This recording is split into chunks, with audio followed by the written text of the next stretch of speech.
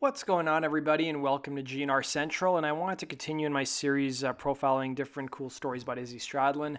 And one thing I haven't done in the 2.5 years to 3 years I've had my channel is I never really talked about how Izzy and Axl first met. Now, everybody knows that they're from Lafayette, Indiana, but what was the exact story of them meeting and how old were they?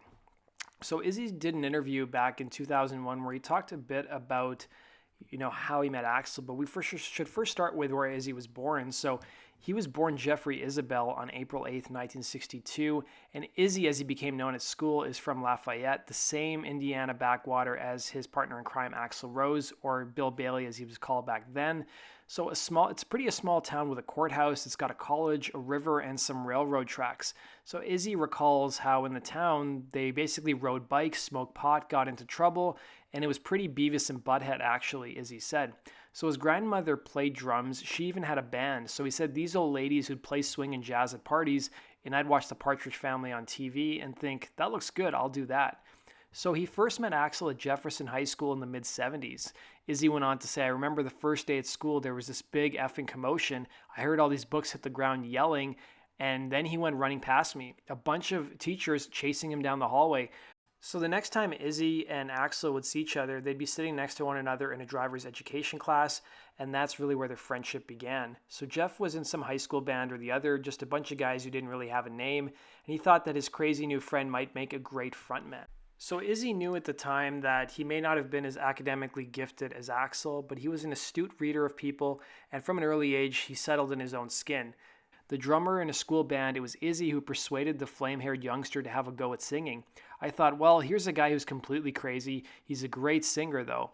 We had to coax him a bit, and it didn't go so well in the early days. Sometimes he would just come over and stand around like he was embarrassed, or he'd start to sing and then he'd just leave. Or he'd just walk out and I wouldn't see him again for like 3 or 4 days. Some things don't change, huh? He adds with a rueful smile. So it wasn't rock fans, but the Lafayette police that Axl started getting noticed by. And in the mid-70s, he was 15. And because I was one of the smartest, the cops thought I was the ringleader, Axl would say. His juvenile records remained sealed, but he was arrested at least 4 times before he was 18, once in his own backyard. He started drinking and popping pills at 16, smoking joints when he could get them. So in Art Tavanna's piece that he did for the LA Weekly where he was trying to find Izzy Stradlin, he interviewed one of his old teachers as well as Axl's old teacher in high school and shed some more light on exactly what the two guys were like. So it was their sophomore year of high school, and Jeffrey Isabel and William Bailey were drawing in Mrs. Boswell's arts and crafts pottery class. Izzy was a better illustrator and member of the school's art club. Axl, the better singer, was in the boys and girls ensemble. The two weren't following the lesson plan that particular day. Gotcha, little bastards, is what Boswell tells me what she wanted to say. Instead, she began to admire their drawing. They were combing opposing elements into a beautiful whole, she tells me over the phone. The whole, it's funny now that I think about it, it was a skull-like figure with guns and roses. Boswell tells me that Izzy and Axl were illustrating their feelings, tormented by the pall hanging over them resulting from their childhood trauma. Public court documents indicated that Izzy's parents were divorced in 1973, and a Lafayette local who knew the Isabel family tells me that Izzy's mom was extremely bitter about the divorce and felt that Richard Clyde Isabel, who was Izzy's father, had abandoned her and their 3 sons. Boswell described Axl's strict Pentecostal upbringing as difficult, and it was later discovered that Axl was sexually abused by his biological father, William Rose, who abandoned the family when Axl was just 2. So following their art class collaboration, the two boys began silkscreening their design onto plain white t-shirts, a logo for some future punk band. That took courage, says Boswell. During Izzy's senior year in 1979, as he walked down the halls of Jefferson High, Boswell saw him for one last time. He told me he was going to California to start a rock and roll band.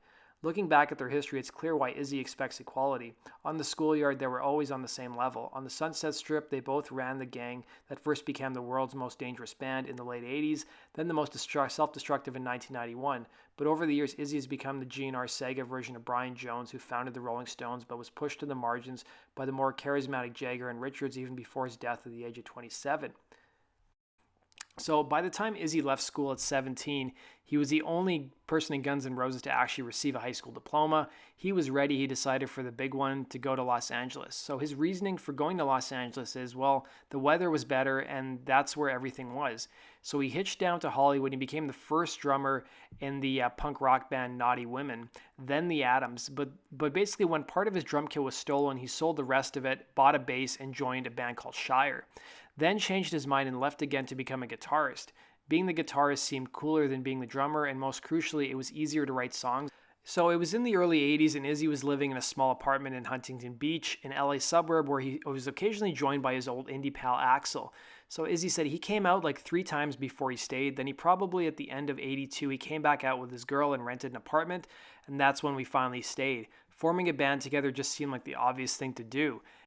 So according to Izzy, Axl's personality still lies back in Lafayette. So he went on to say in high school, Axl had a long red hair and he was a little guy and he got into a lot of shit because of it.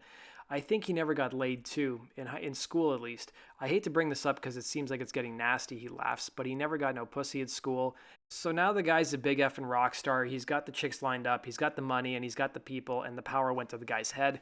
I mean, he was an effing monster, nuts and crazy.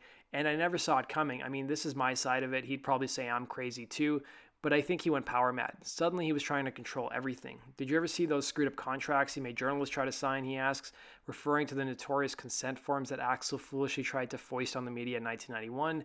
The control issues just became worse and worse, and it eventually filtered down to the band. He was trying to drop contracts for everybody, and this guy, he's not a Harvard graduate. He's just a guy and a little guy who sings but is very talented. But man, he turned into a maniac. And I did too, but it was a different kind of maniac. I was paranoid about the business aspect, freaking out about going, where's all the money? So that does it for today's video, guys. I hope you enjoyed that. Let me know your thoughts in the comments section below. Be sure to hit the like button and subscribe to stay up to date on all things related to Guns N' Roses. Take care. Hey, this is Dizzy Reed from Guns N' Roses, and you're watching GNR Central. Yeah!